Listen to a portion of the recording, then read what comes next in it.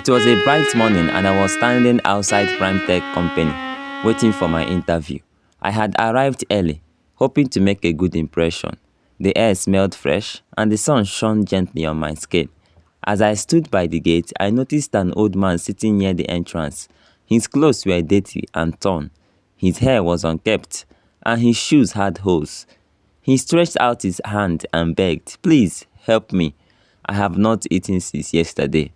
Before I could say anything, a tall, well-dressed man walked up. His name was Chinedu. He was wearing a sharp black suit, a red tie and polished shoes. He glanced at the beggar and smiled. "Look at this useless man," Chinedu said, shaking his head. "You are sitting in front of a big company like this, begging. Why don't you go and find something to do?" The beggar looked up at him and said, "Young man, you don't know tomorrow." Chinedu laughed loudly. "Tomorrow? I know my tomorrow. It is bright. You, on the other hand, will remain like this forever." Just then, a lady in high heels approached. Her name was Anita. She was dressed in an expensive blue gown and carried a designer handbag. She stopped when she saw the beggar and wrinkled her nose. "Ew, what kind of smell is this?" she said, fanning her nose. "This man should not be sitting here. This is a corporate area, not a refuse dump." The beggar looked at her and said, "My daughter, always remember, life is not balanced." Anita rolled her eyes. "Life is balanced for those who work hard. I don't have time for your riddles. Security should chase you away." Another man, Fred, joined them. He was wearing glasses and carrying a brown file. He glanced at the beggar with disgust and said, "This is why the country is not progressing. Lazy people like you just sit and beg instead of finding work. Why don't you learn a skill?" The beggar smiled and said, "Young man, even a king can dress like a servant." Fred scoffed, "Nonsense. You better stop all this begging and do something useful. Because some of you are fake, really fake. You pretend to be weak, but deep inside you, you are stronger than Goliath." I felt bad for the old man. I walked up to him and said, "Sir, I don't have much, but take this 50 naira, at least you can buy something, even if it's 2 sachets of water." The old man smiled at me and said, "Thank you, my son. May good things follow you and never be like those other children." I nodded and walked into the company with the others. "Good Samaritan," the others echoed. Meanwhile, the night before, in a big mansion, the same old man, who was not actually a beggar, was sitting in his luxurious living room, talking to his wife. His name was Mr. Ade, and he was the CEO of Prime Tech Company. "Tomorrow, I'll go to my company disguised as a beggar," he told his wife as he sipped his coffee. His wife, Mrs. Ade, looked at him with surprise. "A beggar? Why would you do that?" Mr. Ade smiled. "As you know, tomorrow is the interview. I want to see the true character of the people applying for the job. It is easy to act nice when you know someone is watching, but I want to see how they behave when they think no one is looking." Mrs. Ade nodded. "That is a wise plan. Some people only respect those they think are important. This test will reveal their true nature." "Exactly," Mr. Ade said. "Tomorrow, I will know who truly deserves to work in my company." Inside the company, we were asked to sit in a large hall. Everyone looked serious and nervous. Some were going through their documents, while others were adjusting their clothes and praying for good luck. A woman in a blue corporate suit walked in, holding a clipboard.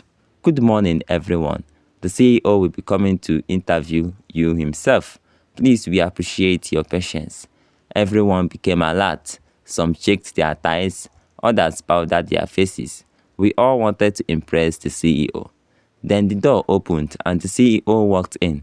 Although it was hard to recognize him, I had to observe his facial look because the face seemed so familiar to me, and to my greatest surprise, it was the same beggar from outside.